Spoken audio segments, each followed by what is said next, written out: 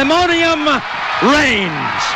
Yo, yo, yo, welcome to Pandemonium Reigns podcast. I'm Dan. He's Mike. Hey, what's up? We are so glad that you are here with us. Welcome to our thousands of listeners on episode 1. Kidding, there's probably like 4 of you. But it's Friday, July 22nd. We're fresh off SEC Media Days. Mike, why don't you tell me a little bit, you were able to pay attention a little bit more to SEC Media Days. What takeaways do you got? Just jumping right into things, because people don't really care who we are, right? That's facts. They don't That's care. Facts. But we still love the 4 of you very much. My takeaway from Media Days is specifically to Tennessee is Josh Huepel's a man that's comfortable in his own skin. I think he just let it fly out there. Yeah, dude. I didn't sense that he was nervous any more than his usual nerves with the media, because I do think he has some, but nothing over the top. I don't think he's putting on a show out there or some fake garbage. You know what I mean? And I do think there's other coaches like that in the league, but we do have some clowns out there as well. So speaking of these clowns, I'm just going to go ahead and put out there what I know you're thinking, because you went ahead and texted me yesterday. Let's just go ahead and throw it out there because, again, probably 4 listeners. But Huepel, his dress game was like legit, and he wasn't wearing, I believe, what we called stupid shoes, like some guys like Dan Mullen. Who was the other name that you threw out? Eli Drinkwitz is probably the new Dan Mullen. He's probably the new Dan Mullen in the shoe category. Yes. Yeah. He's obsessed with the shoes. Well, not Huepel. I mean, Huepel looked good. He looked well presented. I mean, as a Tennessee fan, as a lifelong Tennessee fan, like, especially coming after a Butch Jones, I am in love with how Huepel just presents himself. Facts. But what I wanted to point out from SEC Media Days is he mentioned that we broke 8 offensive school records last year, and the only one that I can find is the single season scoring record. Do you know anything more about this? Any other possible records that we may have broken offensively? You know, it seems like I recall tweets from like the University of Tennessee football account where they would highlight certain ones that you probably wouldn't think of in terms of like, hey, Tennessee racked up more yards than they've ever done, or they scored more points than they've ever done. You know, things like that, things that you wouldn't think of. Probably, I'm sure, set a record for like plays ran in 2021. I'm sure we've never run more plays than we ran in 21. You know, it's possible that I know one that they tout. They tout the speed of the offense. We ran a play every tempo. I don't remember the time frame, the number of seconds. They'll put it out there, you know. Right. And they're quick to do it, and they're proud of it because it's what they want to do, you know. Which on that note, the amount of plays, amount of snaps, we probably would have destroyed any school record out there had Ole Miss stopped, faking injuries. Hey, what a concept, right? But here a matter of fact, if I remember right, Huepel said something about that at SEC Media Days. Do you happen to remember those exact words or something along the lines of? I'll try to remember the exact words. That was a perfect segue into that, by the way. I will not ignore that. They asked him about the proposal as far as stopping the clock to move the chains after a first down, things like that. Mm-hmm. And of course, that's all in regard to TV times. How long does the game run? Things like that. That's the reason for that. Side note, they want to turn our beloved college game into the NFL. I'm going to leave that right there. And then he popped back with, it would be a lot better if we could eliminate fake cramps and things like that. He was right. That's a little bit salty from my guy Huepel, and I'm here for it. I'm here for it. I'm absolutely. I mean, I wish he kind of wouldn't have said that. He was just kidding regarding having golf balls and mustard bottles to sign. But which, let me just speak on this real quickly. We somehow have this narrative or this persona against us that we have a rowdy fan base. And let me just say something very real quick. Neyland Stadium at that time was 102,455. If every one of our fans were throwing mustard bottles, the field would have been covered. But I remember seeing one golf ball, and I remember seeing one mustard bottle. But we're acting like the whole fan base is out of control. But for what it's worth, in our defense, it's been a long, 15 years? 14 years solid. Since 2007? 15 years solid, 17 if you want to loop in 05. Yeah, I mean, as 2007 was the last time we were in Atlanta. Thanks to Eric Ainge, we were that close. Hopefully so close. He never listens to this. But we were right there. And after all the crap that we went through with Kiffin dipping in the middle of the night, Derek Dooley, the joke that was, Butch Jones, the used car salesman, and now Jeremy Pruitt, and the supposed McDonald's bags. I think we do have a little right to be pissed. Yes. That scene was fresh off Jacob Warren being short, which I do agree that he was short. He was short. But that was the one call that correctly went against us that night.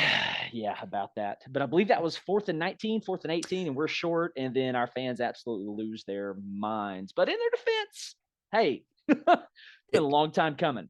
And it built up that night for a reason. Exactly. It built up to that point. That was not that moment erupting. Exactly. It built up to that. Years of bottled frustration. But anyway, let's keep the conversation moving. Coming into the off season, for a minute there, it sounded like there was a little bit of a conversation in our quarterback room about who might be QB1. But I do think that question was answered, considering Hendon Hooker is the one who went to SEC Media Days. I agree. Yeah. No, I agree. I was concerned because there were murmurs, very quiet murmurs out there on social media and things like that, Milton is having this great offseason, that, don't be surprised if he gets another shot. And frankly, I would have been shocked, and it'd have been a red flag for me with the staff if, Hendon didn't lose the job. Don't like to promise a job. Absolutely. It should always be a competition, but a competition in the sense that he has to lose the job. He's done enough to earn the job by far. I mean, the guy went 31 touchdowns, 3 picks. 31 touchdowns to 3 picks. And he threw it a ton. He threw the ball a ton. Yes. And again, a lot are, short passes, they're safe throws, but it's just hard to do that. I mean, that's a ton of throws with 3 interceptions. Oh, absolutely. Absolutely. I mean, he had some, obviously some signs of, I don't want to say weakness, but of like, what are you doing? And the only one I can really remember is in the Pitt game. Yeah. Where his he first didn't action. see that middle backer. Yeah. First game action where he didn't see the middle backer sitting under coverage. However, we're going to come back to this later, but not going to give Hooker the reason why we lost that game, like at all. No. We can come back to this. We are going to come back to this, but Joe Milton missing some balls there, obviously, and a highly controversial call by the officials with, I believe, Jalen Wright. Yep, it was. It's always Jalen Wright. Being short. Oh, God. Sorry. Dagger into the heart. Being short, air quotes, believe it was inside their 5. If I remember very close right. to the goal line. Yeah, and for our listeners, we had a bird's eye view as we were sitting in Neyland Stadium. Couldn't see it, but we did see it on TV and on the screen, and it was extremely egregious to me. Extremely controversial. But with that said, anyway, coming back to Media Days for a little bit, I know that you had some things that you wanted to touch on with basically the media coming at us again. Talk to me a little bit about that. Real quick, that reminds me that Hendon actually did. I saw a couple quotes on social media. He received what I would take as several votes of confidence, as in he's your guy. He's your day one starter. I don't think there's any debate. And, that seems obvious to us and a lot of people that watched the games last year, but he received a big vote of confidence, I think. So I'm putting that to bed. Absolutely. I'm putting that one to bed for now. We'll revisit that down the road if we need to. Absolutely.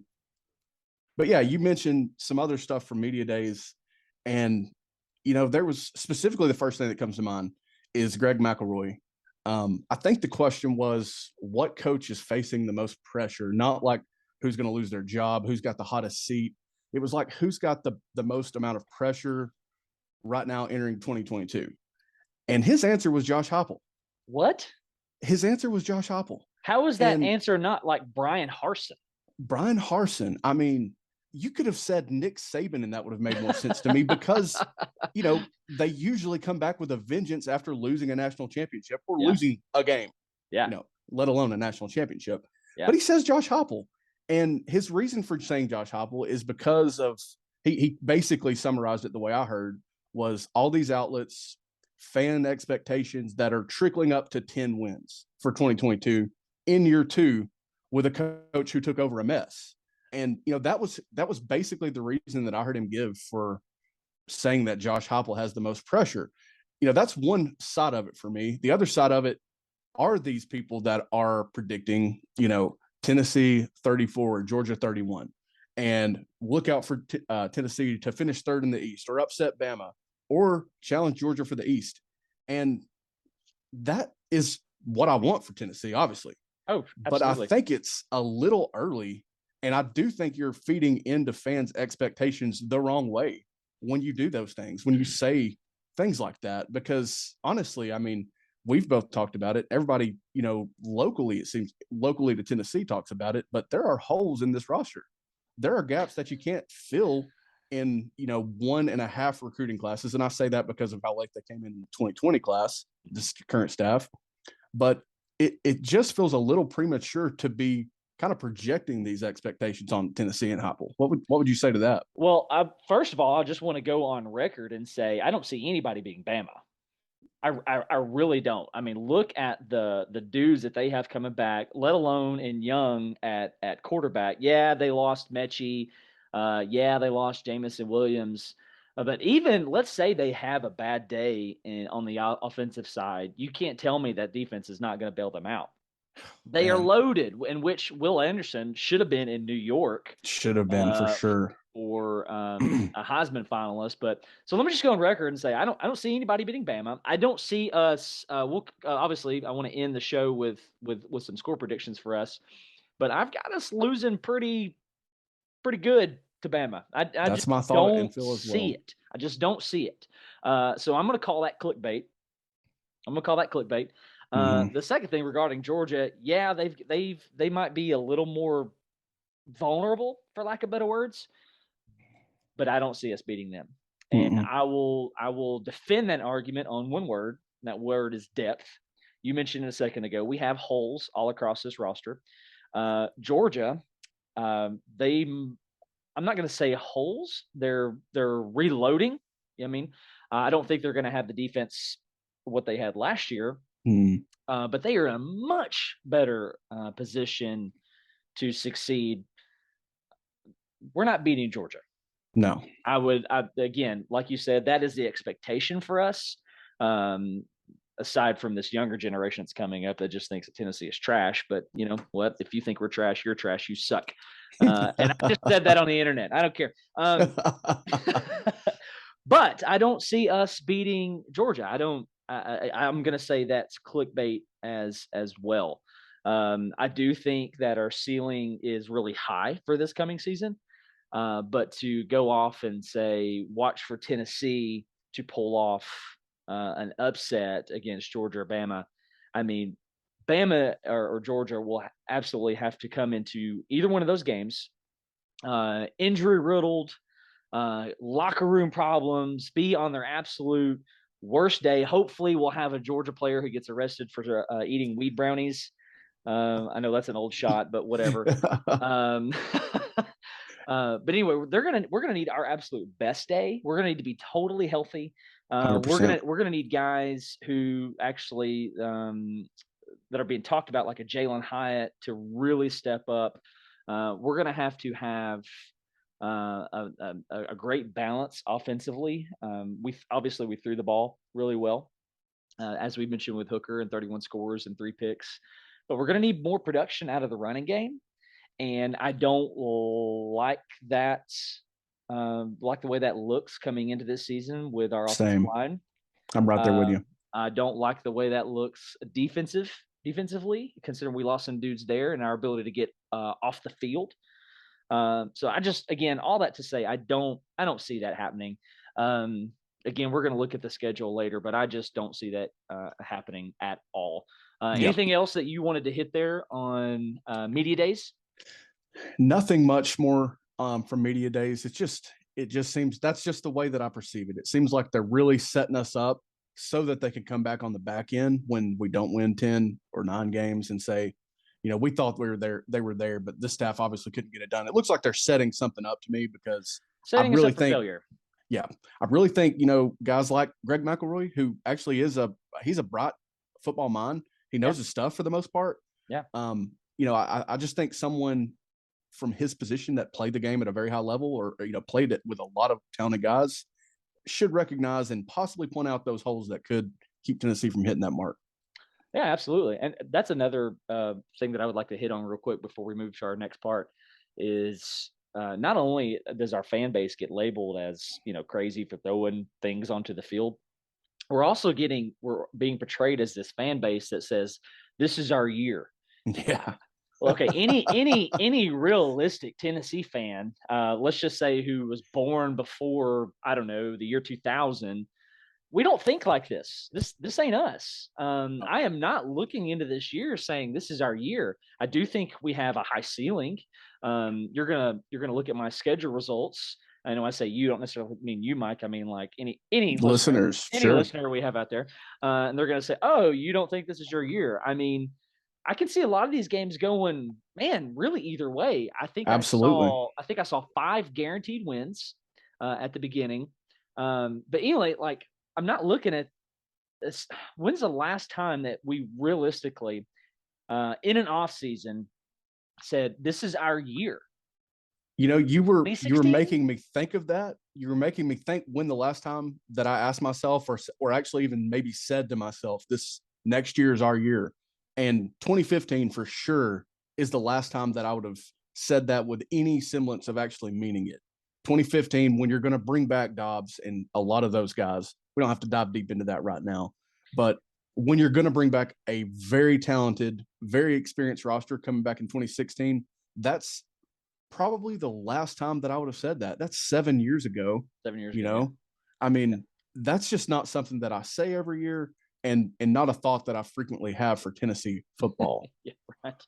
Yeah, so the media and whatever other fan base out there, like, hey, that ain't us. I would say the last time I did that, you said 2015. I don't think I did that in 2015. Matter of fact, I can remember a conversation with my nephew, who I'd love to bring on the show sometime. In the off season, he was staying with us. We were talking about the Florida game, and he's like, "Man, we got this." And I'm going, "Yeah, I don't know." And as you know, but our listeners don't know, I was there in Ben Hill Griffin when what's his head, Callaway, ran down the sideline. I think their issues going into that year were offensive line. But anyway, beside the point, we had going into 16, obviously Dobbs, Kamara, Hurd, Josh Malone. We had a lot of dudes come back. So I would think realistically, the last time I said that would have been 2016. Sure as heck didn't say it going into 17 or 18 or 19 or 20. Sure as heck didn't say it going into 14 or 13. Definitely not anytime during the Dooley era. Didn't do that with Kiffin. Definitely didn't do that with 08 when we lost Cutcliffe going in that season and Fulmer hired Clausen. And 2007 was so long ago, I just don't remember. So the last time I might have done it before 15 going into 16 would have been 2011 going into 2012 because I was a lot younger then. Yeah. And because we were returning what we thought would be a 4-headed monster turned out to be a 3-headed monster. Yeah. Thank you, Derrick Rogers. Love you, bro. Yeah. That would have been the last time that I would have conceivably said that before 2015 going into 2016. Yeah, that's an old tired joke for sure. Exactly. Well, the media, if you're listening, you can get off our bat because that ain't us. Stop trying to get us with your clickbait. Anyway, let's move into the next segment here. This is you're bringing up a conversation. I'll ask the question. And for our listeners out there, the point of this podcast is we're not necessarily out here trying to bring you new news or anything like that. We really just want to talk about what's going on, propose some hypothetical questions, maybe state of the program, stuff like that. But anyway, you brought up this question. Could 2021 be Huepel's floor at Tennessee? Basically what you're saying is, are 7 wins per year doable for this coach after what we've seen over the last 15 years? Obviously 7 wins, not the goal, like you said. Not the goal. Mm-hmm. But the absolute floor. Talk to me. Give me some words. Absolutely. And the reason this question came to mind is because, over the last 15 years, getting to 7 wins has been hard to do.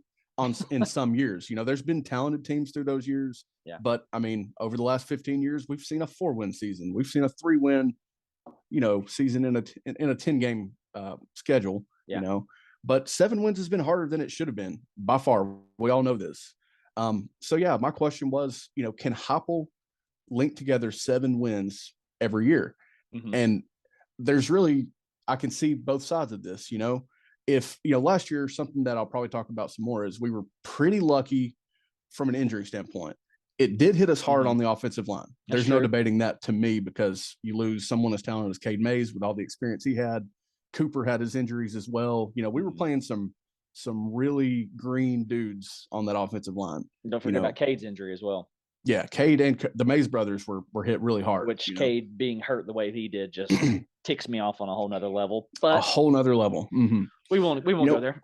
We were lucky on the injury standpoint. Yeah. Unlucky at the same time, because it is the SEC and the schedule's grueling and the sport is brutal, Absolutely. But the biggest part of me, as rough as the last 15 years have been, want to say that this staff probably has what it takes, because the expectations were so low for 2021 and the unknowns were a lot as well. I mean, we were at that Pitt game, we had high hopes for Joe Milton coming into the season, because everybody raved about that arm and the strength that it has, which is undeniable. And the Michigan fans warned us. They warned us. They did. We were warned. Yep. And then we watched it play out in front of our eyes. And, personally, I'm sitting there thinking, against Pittsburgh, the guy that they've been raving about just got hurt. And, Hooker's actually been here longer than him. Mm-hmm. Here he comes. He couldn't win the job despite being here longer. Here he is. Well, this doesn't trend well. Mm-hmm. And then they went out and won 7 games with a chance to win a lot more than that. Three more conceivably. So, matter of fact, let me hit on that real quick. So we finished the year with 6 losses on the year, and you had 3 of those losses by 20 points or more. So we're just going to head and knock those off, which were Florida, Bama, and Georgia. So I'm not talking about those. I'm talking about Pitt. I'm talking about Ole Miss, and I'm talking about Purdue. We had 3 losses by a combined 15 points.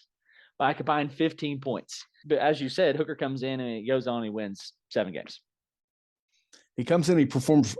I mean, I can't exaggerate. I can't even use words to say how well Hooker performed versus what I expected in that moment. Yeah. And I mean, I feel like I even considered his work at VT. And, the thought that I had going away from that, correct or not, was that, he couldn't maintain the job at VT in the ACC with, more stability in the sense that the staff had been in place at VT, whereas Tennessee had been rocked on every level of the roster. So, I just can't put in words what Hooker did last year, really. Absolutely. And that's a big part of it. And another big part of can 2021 be Huepel's floor is, what comes next? What comes when Hooker leaves in 2023? Yeah. There's a lot of variables at that quarterback position. And, the recruiting is really going strong right now, again, for what the staff walked into. Mm-hmm. It has room to improve for sure, but we haven't landed a quarterback like Nico in ever. I mean, no kidding. honestly, no kidding. You have to go back so far to look at a quarterback prospect like that at Tennessee. Peyton? So Peyton Manning, honestly, he's like the one that people talk about when it comes to Nico. Yeah. And, so I think the chances are that 2021 could be his floor, especially in the sense that I've not mentioned yet, is the guy knows his offense. I mean, yes, it was new to the SEC in the sense that he hadn't done it since possibly being the OC at Mizzou 5 years ago. But, I mean, those were SEC defenses.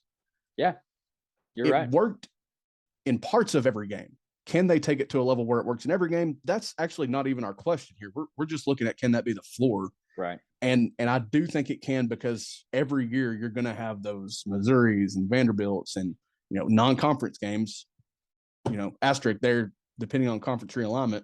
Yep. But I do think that my feeling is that it can be his floor at Tennessee. I don't see why it shouldn't. I hate the argument, well, we're Tennessee, we have high expectations. A lot has changed since the mid-2000s, especially since the 90s. But I think 7 wins should absolutely be the 4. Matter of fact, I mean, over the next let's say 4 to 5 years. I mean, anything less than 8-4, like, might put him on the hot seat. That's where that pressure and that actual hot seat will come into play. Yeah. That's undisputed. Yes, absolutely. Our expectations have changed, but actually the sport as a whole, your seat heats up quickly these days. Yeah. So that'll happen for Huepel 100%. Yeah. If it comes to that. Yeah. So, and if there's listeners out there who are maybe Georgia fans or Bama fans or just not a Tennessee fan in general, we're in a new era with the NIL. And if you don't know this is a game that Tennessee can play. We have deep pockets.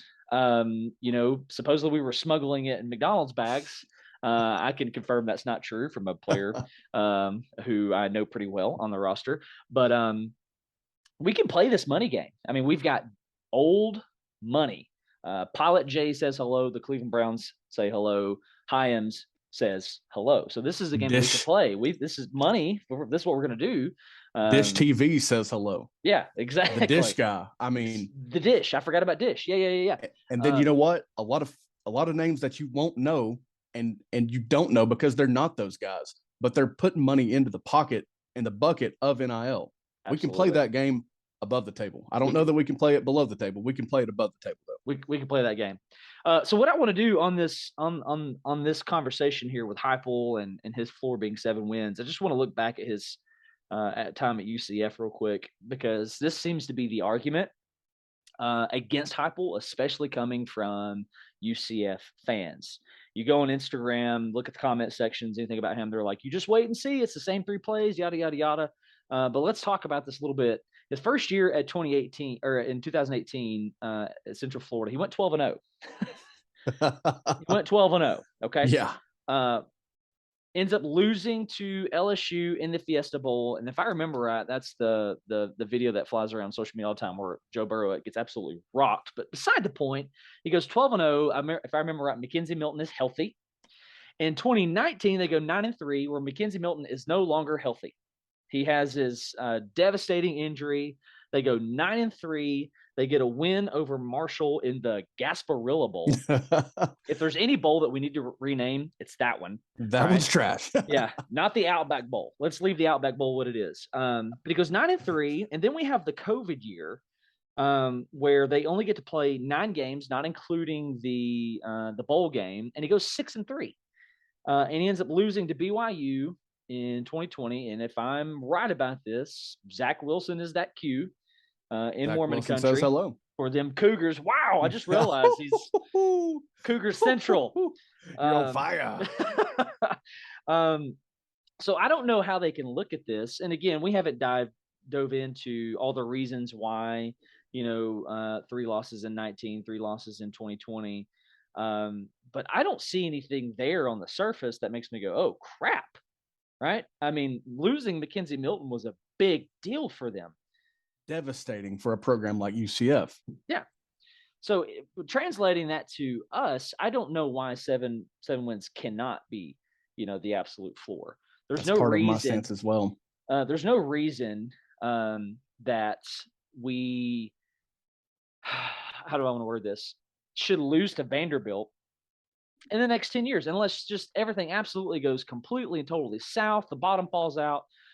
We shouldn't lose to who's another school we want to throw in there? Missouri. I mean, and the way they're right on the brink of that conversation for sure. I feel like they're right there, which is personally I love it since they come into the conference and win the East. Had our number, and they had our number for several years. Yeah, but we also got when they came in, we were also on Derek Dooley's one leg. We certainly helped them. Certainly helped them. Yeah.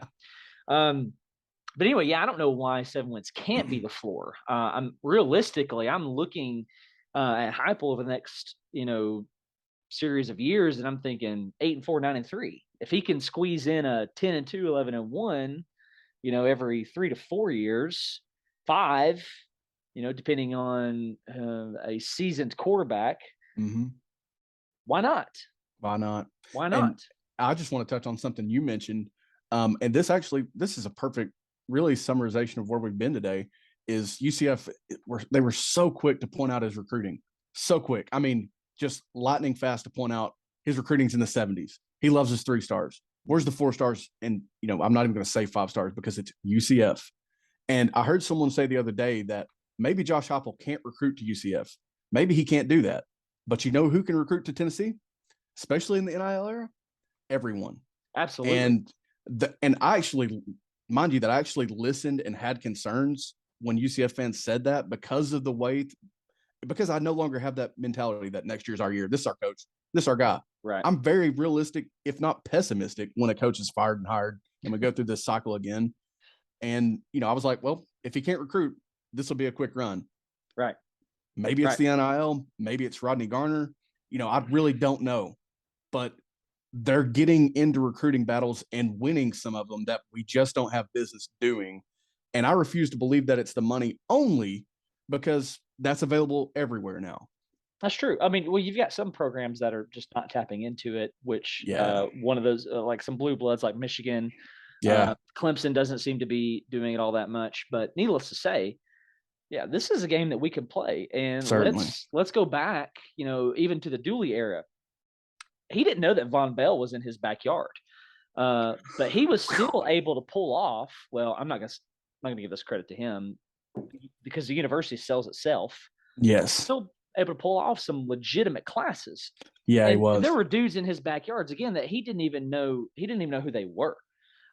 So if we're comparing apples to apples here with schools like Missouri, like we're going to win that recruiting battle. At least we should anyway. Yeah, certainly. Which is really surprising for, I just learned how to say his name, Shindavian. Here I go. I'm messing it up anyway. The Bradley kid at St. Louis. And I think that comes down to the university selling itself. And I will say, his position coach, he's going to play for one of the best. That's Rodney Garner, Yeah. I mean, Rodney Garner's going to coach that kid. And just to be truthful and blunt here, you got more opportunities at Tennessee than you do at Missouri. Oh, absolutely. And I'm not putting Missouri specifically down. There are schools like them.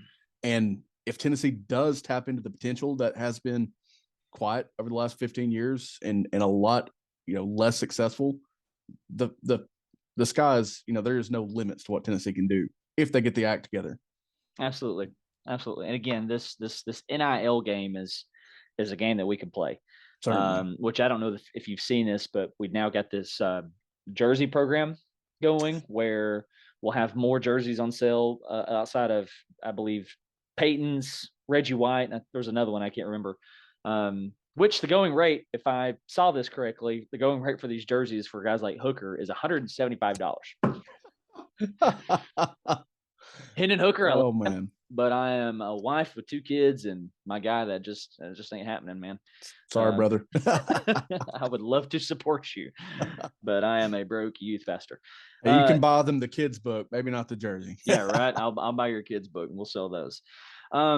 So kind of on this same topic here, you want us to talk about rating the level of overachievement for the 2021 season, basically on a 10 scale. How do you want to start that? Or actually just talk to me, maybe go ahead and give me your what would be the word there, rating for 21 and the level of overachievement. If I'm going to rate the level of overachievement for 2021 somewhere between 0 and 10, I think I have to at least go above 5. I'm going to say 6. I'm not going to go as far as any further than that. And just the reason there is the level of unknowns, the stuff we talked about there, the 30,000 transfers out of the program, the unknowns specifically at quarterback, even though this is an offensive staff and they've been good with quarterbacks, just all of the unknowns and the projection level. I mean, they were talking about 3 and 4 wins. 5 would be a good year. If he wins 6, he's coach of the year. They won 7 with a chance to win 9 or 10. Yeah. And, if they had won, 2 of the Pitt, Ole Miss, or Purdue games, 2 of those games, I'd probably be like, it was a 10. The overachievement was a 10, But and again, we were in position to win those games. We've talked about the controversies. I'm still going to stay 6 because it is Tennessee. Mm-hmm. We know that despite the holes, there was talent left over from the previous staff, and there were some older guys because of COVID, that were able to stick around, help throughout that COVID year, take advantage of that. I'm going to say 6. Okay. And again, it would be really probably a 9.5 or 10 if they had won just 2 of those 3 losses that we have talked about. Okay. I'm going to go a little bit higher than that. I'm going to put it at an 8. And the reason I put it at an 8 is because I started thinking back to when we were in Neyland for the Pitt game, and what's his head? His name escapes me. Joe Milton is missing these throws, and all of a sudden he gets hurt. In comes Hooker. And at this time, we still had a lot of questions about who we were, how well can we score. You know, we'd been told from one inside guy, like, "Hey, watch out for our offense." Yeah. But at this point, we're going, what?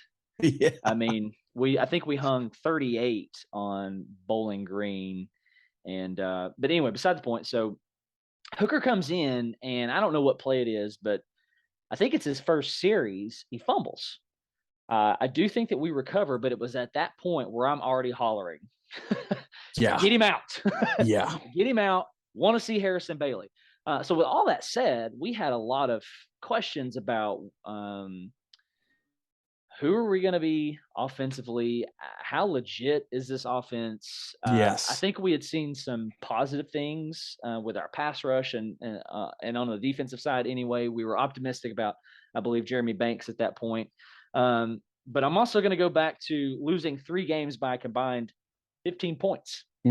So this is why I'm going to put this at an 8, considering the question marks going into last year were so big.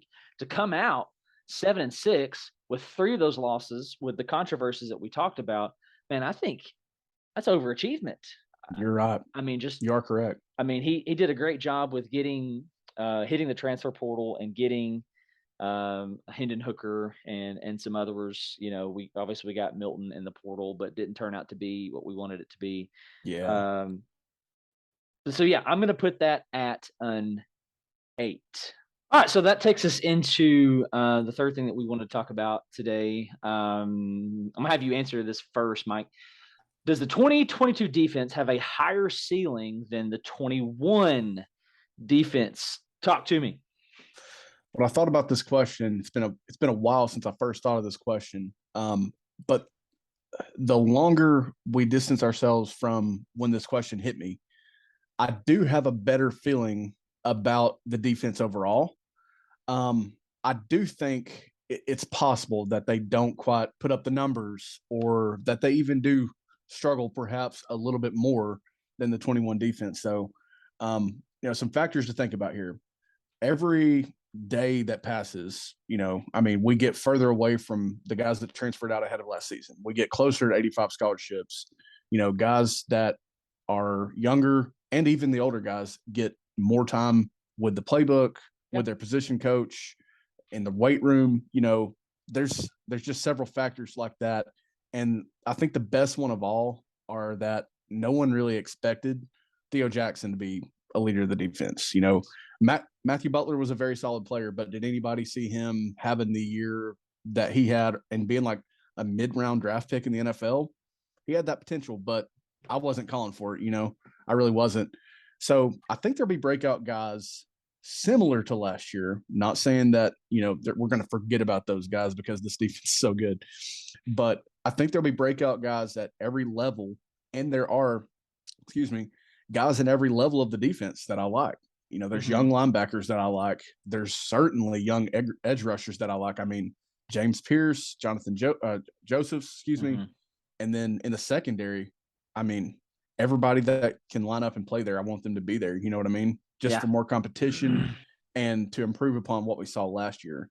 Right. And the last thing that I'll kind of add on my portion of that is that, there's a big debate in the college football world about Willie Martinez. Is he a good defensive backs coach? Is he a good secondary coach? Puts guys in the NFL, man. I mean, that's always going to bring you talented prospects to your school. That's always going to do that.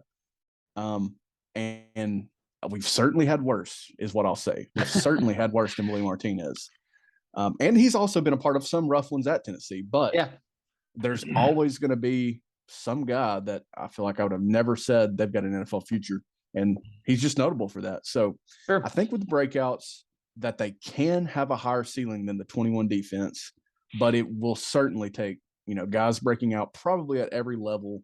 And again, no big injury bug similar to last year. Sure. So I'm not as optimistic as you right there. I really harp on who saw Matthew Butler doing what he was going to do? Who saw Theo Jackson coming?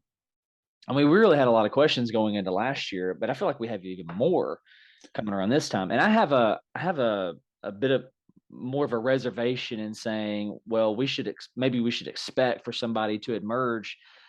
I'm not saying that's what you're saying. I just can't. I can't do that. I'm going to have to look at the guys who I know, and the guys that pop off immediately for me are Flowers, who we kind of know what we're going to get. Jeremy Banks, who we kind of know what we're going to get, which is a bit of a bull in a china shop. Certainly. And I feel like he's really going to have to get control of his emotions, because there was a couple of cases last season where we're like, bro, you need to chill out. Like, you're about to cost us 15. And Byron Young. Yes. I'm going, okay, so there's three pieces right there that I like. But we know from, the guys who have inside sources and even some of the things that Huepel said, we're just thin at corner. We are. They've moved. Christian Charles has been getting reps at corner over the summer, just because we're so thin. That makes me worried. And I don't know that we have a legit pass rusher outside of Young. And so if we've got corner issues and we've got pass rush issues, I don't know. Recipe for disaster, for sure. Yeah, it's a recipe for disaster. I'm wondering if we're going to have to get into some scoring matches, some shootouts with some teams, and that's why I've kind of come back a little bit on my final score with Pitt. Like, I was like, oh yeah, we're going to stomp them. Revenge I don't know. Game. Yeah, I don't know. But that being so thin at corner, we really need a Roman Harrison, somebody like him to step up in that pass rush. Absolutely. We really need some linebackers to step up. Most definitely. Yeah. And if we've moved Christian Charles to corner, I don't know if that's permanent or if that's just a temporary thing to get us through the summer, that locks down Flowers and McCullough at that safety spot. And I don't just love those guys. Same. Same. Not that I think they're bad. I just don't think they're exceptional at what they do.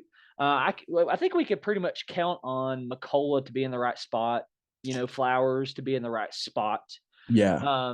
And maybe we would have said that about Theo going into last year, but Theo took it another level and was making plays in the backfield, was making plays in the open field.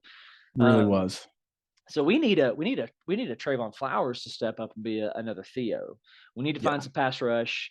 We need to get some bodies at corner, because let me go back and say this. We were excited about when a guy like Warren Burrell committed, and I hope he never hears this, but it's time. It's time. I don't know that he now or never for him. Yeah, I don't know that we can. There's enough out there to trust the guy. Of course, want him to get it together, want him to be a stud, but I just don't. I have a lot of questions on the defensive side, so I'm going to say no. I like the 21 defense a whole lot better than I do this upcoming 22 defense. Again, considering the losses of Butler, Theo, Alante, not excited. Well, excited, but a lot of questions, a lot of concerns. Anything else you want to add to that? Yeah. I think one thing that I just realized having this conversation is, and my love for Theo Jackson is strong. I mean, it's near Hendon Hooker levels of love for Theo Jackson, what he did last year, how happy and excited I am that he had that year to get drafted. I mean, that's big. Nobody would have called for that coming into it. Mm-hmm. I think one thing that we could see because of the South Carolina game last year is perhaps in this defense, the way that the staff is put together right now, maybe it's that position. Maybe that position lends itself to having a big year, because God knows how much slot receivers are using offenses now, what the level of athlete that gets put in the slot. Mm-hmm. And, I would also say this, that Theo was allowed to play aggressive and take chances. Yes. I mean, he had tackles for loss like you don't usually see a secondary player have Again, he made plays on, screen passes and bubble passes, and, he made plays in the run game. He was huge in the run game, as was Alontae Taylor. Right. But, I think one thing that kind of gives me a little more hope is that I think this secondary and this defense, as it's aligned, allows those guys to come up and take chances that could lend rewards. Obviously we got beat a lot last year in pass game and everything. And, it could happen again for sure. But I do think that's some of the things that I like the potential of, and that I'm kind of leaning on for 2022. Yeah, absolutely. Absolutely. Absolutely. Well, hey, for the sake of time and today's show, let's jump into the last segment here. Let's talk the 2022 schedule. Let's talk wins. Let's talk losses. Let's talk final scores. I went ahead and wrote mine down. So let's just walk through this game by game. Let's do it. And just kind of highlight each one. So jumping right in, we open the 2022 season hosting Ball State. Again, there was, I think, 5 games on this schedule where I went ahead and just marked as W's. This is one of them. Completely devastating if we come out and drop this game. Would be worse than coming out in 2019 like we did against the loss of Georgia State. 100%. I've got the Vols winning 35-14. A little bit of a disappointing performance offensively, but I'm going to attribute that to being game 1. Ball State putting up 14 just because the questions that we have with defense. Talk to me, Ball State. I'm going to say that Ball State will put up somewhere in the 17 to 21 point range. I've obviously not done a deep dive on Ball State. I do know they were a 6-7 team. A lot of their wins were against teams that you should beat for sure. They did beat Army, who was a non-win team last year. So depending on what they lost, obviously I've not looked, every level of their roster, their schedule or anything like that. I'm going to say they do reach 17 or 21 points, but I am going to say that Tennessee gets to 48. So 48-21? They'll get above 45 for sure. I'm going to say that it's 48-21. All right, 48-21, Vols over Ball State. 1 week later, we travel to Pittsburgh, and we fight the Panthers, who are without Kenny Pickett. Man, I wrestled on this one, and if you'd asked me 2 weeks ago, I probably would have thought different. I've since changed my perspective on Pitt a little bit. I got the Vols winning this by 3, 34-31 in Pittsburgh. I think it's going to come down to a final drive on our end to be able to knock down a field goal to get out of there in regulation with a win. Give me your thoughts. I've wrestled with this game a lot lately as well, because over, probably from the moment the Purdue game ended, I'm thinking that's a 10-point win in Pittsburgh. We got that revenge secured. Yeah. We've got the talent and the speed, and they lost a ton. They're getting a lot of love right now, especially their defensive line. Narduzzi is fired up right now. I mean, I don't know what's into the guy. He seems out of character. He's so fired up right now. I'm gonna say that Pittsburgh sweeps the series. They're gonna go 2-0 in the Johnny Majors Football Classic or whatever this my is. Achy breaky heart, man. It kills me. It kills me. But this is the guy that I've turned into over the 15 years. This is not me saying this is our year. I can't confirm or deny if Mike burned some Tennessee paraphernalia after the 2015 Florida loss. I cannot confirm, cannot deny. Oh my goodness. We told you that I'm angry. We told you, so look out. I'm going to say Pittsburgh. I'm going to say Pittsburgh 35, Tennessee 27. So I'm saying a close game. I just think that, this is just where I'm at. Maybe this is me tempering my expectations. I really don't know. That's just a feeling that I get. And I will say that their defense scares me. Their offense scares me less, but they are a fired up bunch right now. That's fair. And just before we move on to the Akron prediction, let's just really quickly highlight some of the stuff that came out of Narduzzi's mouth at ACC Media Days, and how he can put his old offense coordinator on blast. Roasted this guy, basically saying that during the Wake Forest game, he belittled the Demon Deacon ability to defend the run, and he said we basically just threw the ball. That he doesn't know how to call a run play. Seems highly out of character for this guy. who, as a matter of fact, spent some significant time in East Lansing at Michigan State, but goes on record and says, if that's one of the better big teams in the Big Ten, put us in the Big Ten and we'll basically run the table. Like, who is this guy? Who are you? Don't know that guy. Like, are you okay? Are things all right at home? Are you good, bro? I don't know that guy. And you know what I'm reminded of is how down the ACC was. Oh yeah. You know? I mean, you played no offense to Wake Forest, but you played Wake Forest in the ACC title game. They had a great year for that Wake Forest team, but that's who you're playing for the championship in the ACC. Down year, brother. Maybe Narduzzi is just salty about Addison getting poached out of Pittsburgh for a prettier penny. That's highly likely. That's probably the case. Anyway, moving on in the Tennessee schedule. Let's fly through this one because you and I are probably in agreement right here. We host Akron, depending on where you're from. Tomato. The Zips. The Zippers. What a terrible mascot name. I got a W, obviously. I'm going to say 52-14. 14 points from Akron coming in garbage time, where we've got, the walk-ons. The freshmen. Playing 52-14 Vols. What you got? I'm going to say that if I'm correct about Pitt, God, I hope I'm wrong about Pitt.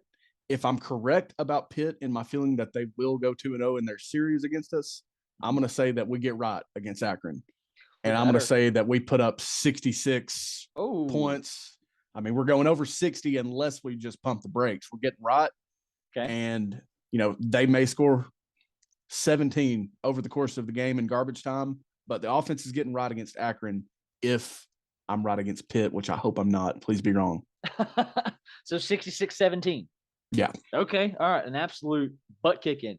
Murder. All right. This next game, you and I are going to be in Neyland as we host Florida. And before I tell you mine, I actually want you to go first because this is one where I went, oh God, I don't know what to do here. So I'm glad. Go ahead, take the lead. I'm glad you're giving me that chance on this game. What a weird year for Florida 2021 was. Coming off a great 2020. What a weird year that was, mind you. But they had a great 2020, a great offense, and they respond to going to Atlanta with firing their coach. The coach that I was very scared of them getting, the guy that was there before who had a great run at Florida, looks like he's building up for another great run in 2020 and just to get it going, you know what I mean? Mm-hmm. They fire their coach and they go 6-7. They hire Billy Napier, who is an interesting case study to say the least. Recruiting started slow.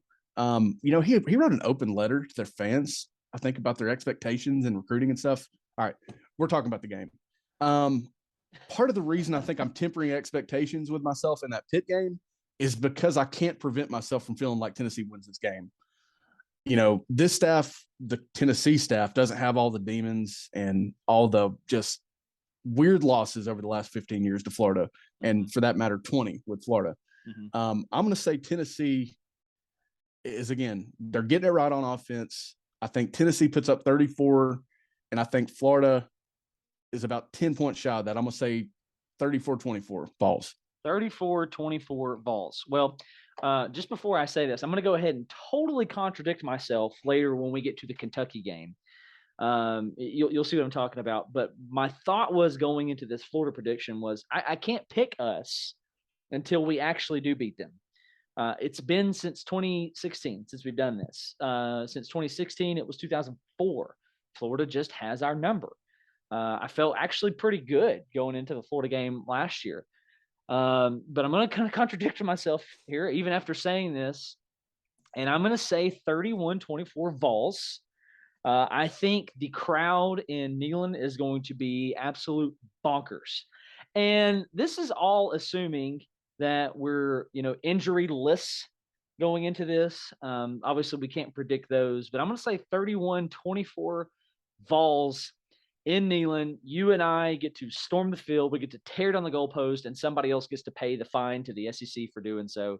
31-24 Vols. But then, next on the schedule, we make a rough trip to Louisiana State to play the Tigers, who are in first-year head coach Brian Kelly, who has admittedly I don't know if you saw this or not, talked about working on his Southern accent. Yeah.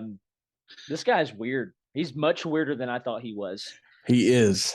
But I'm gonna go and I'm gonna say that our offense struggles. We put up 17 and LSU puts up 21. We come away with a loss in that game. What you got? I think both offenses could struggle in this game. We have an established quarterback. You have to look back to Josh Dobbs to find an established quarterback like Hendon Hooker at Tennessee in this time frame that we've been talking about, 15 years specifically. LSU's got a lot of talent. They're not they're similar to Florida, but also they have more talent than Florida, I would say. That cupboard's not bare. Well, it's not bare. I mean, Orgeron left that in pretty good shape as far as the roster goes. It's so crazy that they're in this position and they were one of the best offenses ever in 2019. Yeah. But beside that, I also don't see Tennessee in year 2 of a coaching staff going to LSU and winning, no matter what their circumstances. I know they're in year 1 of a coaching staff and a rebuild. That's air quotes for the non-video folks out there, because the talent is there. Yeah. So I'm gonna say LSU. I'm gonna say they pull out a 13-point win. I think I'm leaning 28 for LSU, 15 for Tennessee. Oh, it's a rough day for the Vols offense in the unfriendly confines of Tiger Stadium. I think that one is going to come down to our offensive line, and as of July 22nd, 2022, I just don't like our matchup there. I just don't like it. I'm with you. Needless to say, we go on and we host Bama. And earlier in the show, we talked about, well, at least, I mean, I just don't see anybody beating Bama. So I'm going to come out and say it, 45-21. The 21 points that we do get are hard to come by. 45-21 Bama loss for the Vols and England. And I know we've talked about doing a lot of further looks in the SEC schedules and things like that. This won't be the last time that I say this. This will be an all-time Bama team, 2022. I mean, Will Anderson, he could find himself on like a Mount Rushmore of Alabama defenders before his career's over, I think, because that's how much I think of him. And Bryce Young is, man, he's so talented. The word unflappable comes to mind. I don't use that word. He's really good. We're making up new words on the Pandemonium Reigns podcast. Yeah, I'm using freaking cliche words that I never thought I'd use. Unflappable. That's what Bryce Young is. That's what happens when you go on the internet, man. Exactly. They're going to be an all-time Bama team, I'm afraid. So I'm going to say that they push 50 again. I know they reached 50 last year against Tennessee, and I'm going to say Tennessee's in the 17-21 range. And that's about as much as you get because I'm so sick of Alabama. Well, I almost called that a hot take on that being an all-time Bama team, but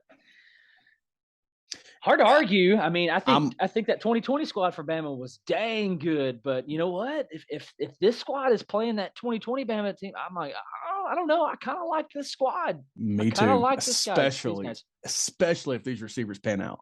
Yeah, absolutely. So you said loss. Obviously, what was your final score again? I'm going to go 52-20. Very similar to last year in the score.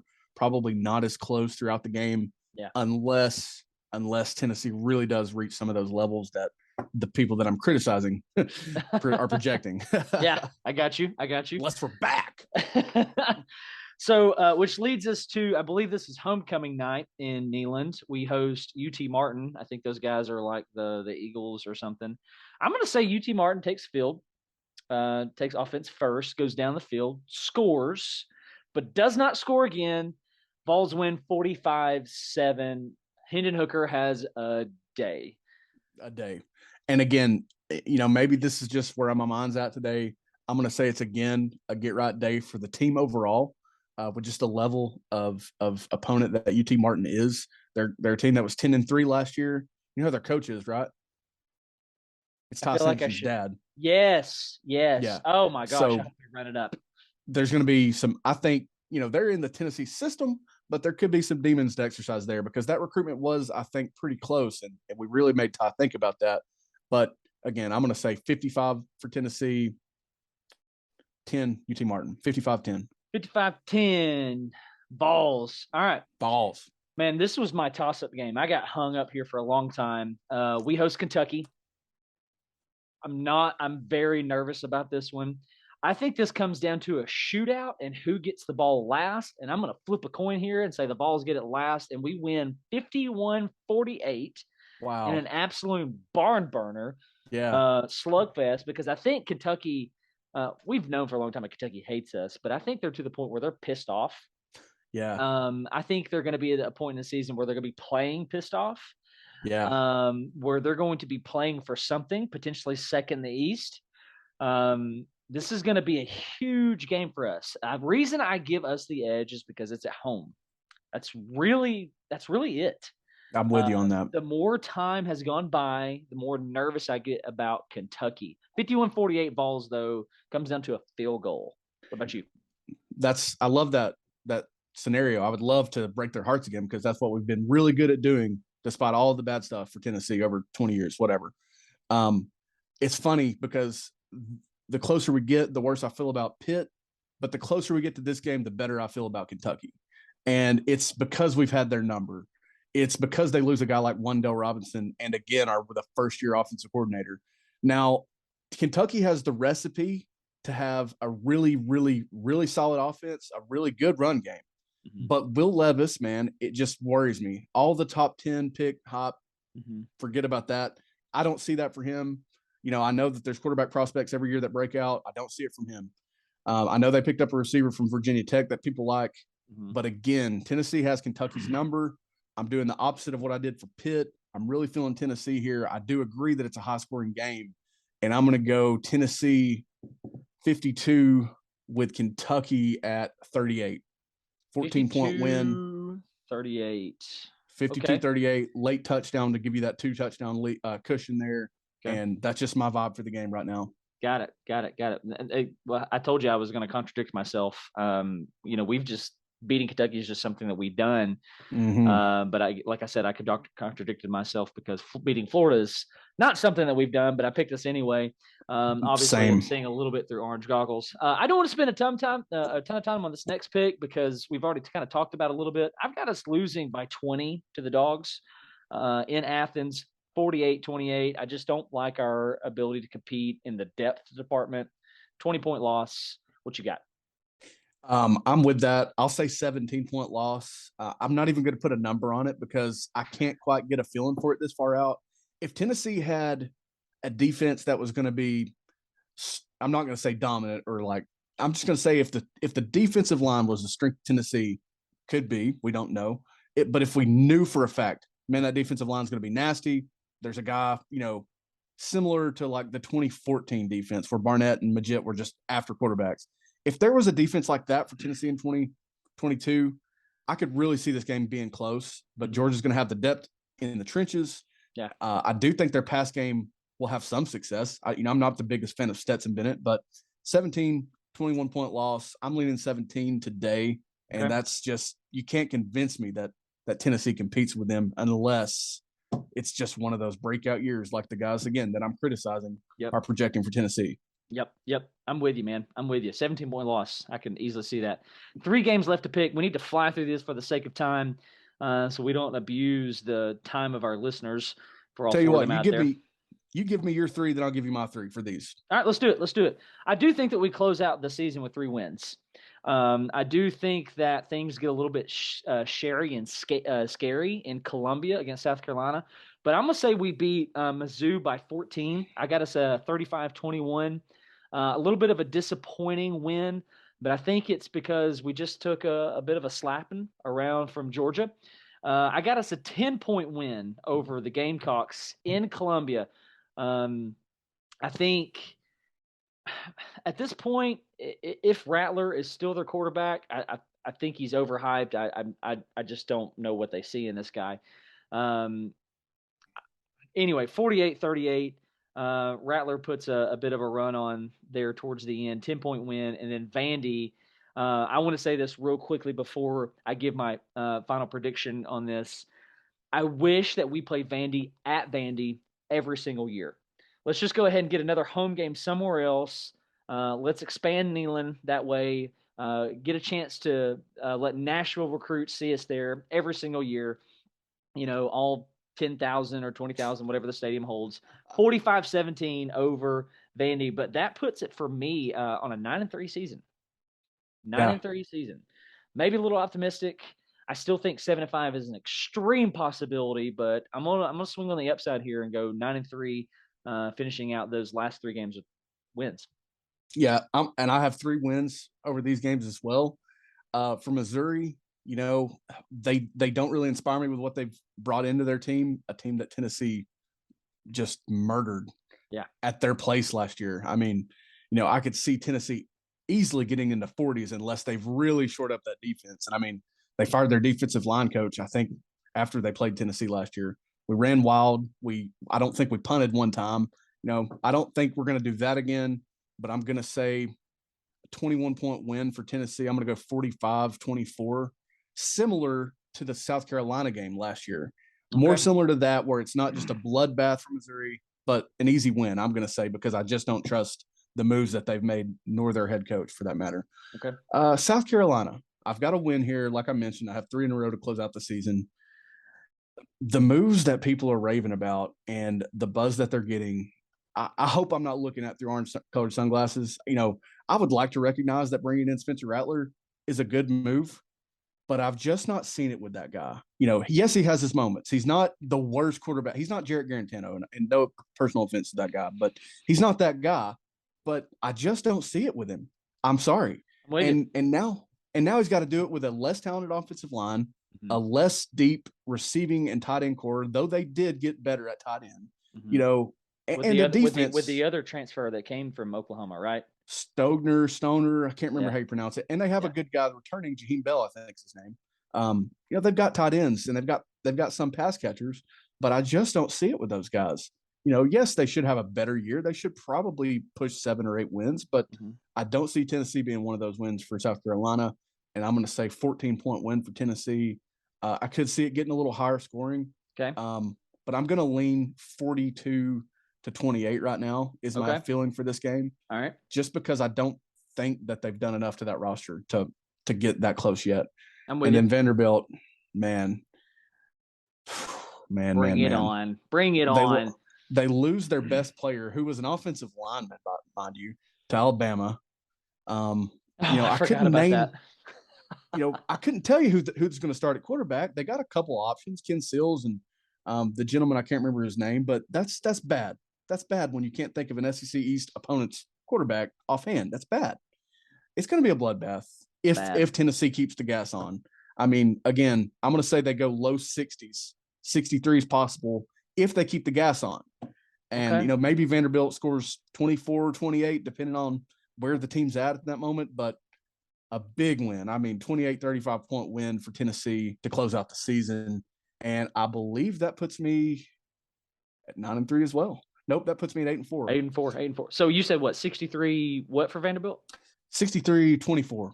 63-24. Okay. Bloodbath. Ugly game for Vanderbilt. Maybe they tack on points late in the game, but 8-4 is where I think it's, regardless of these projections, I think that's where Tennessee ends up because of the unknowns. Yeah. No, I'm with you. Well, hey, that brings us to the end of episode 1 in the I gotta learn how to say this word. Pandemonium Reigns. I cannot say it as well as John Ford can, which is what obviously inspired the name for this podcast. But hey, listeners out there, be sure to follow us on YouTube. You can find us on Spotify. You can find us on TikTok. You can find us on Instagram. Follow us there. Hit the subscribe buttons. So yes, thank you for listening in. I'm Dan. He's Mike. Pandemonium Reigns. We out. Holla at your boys.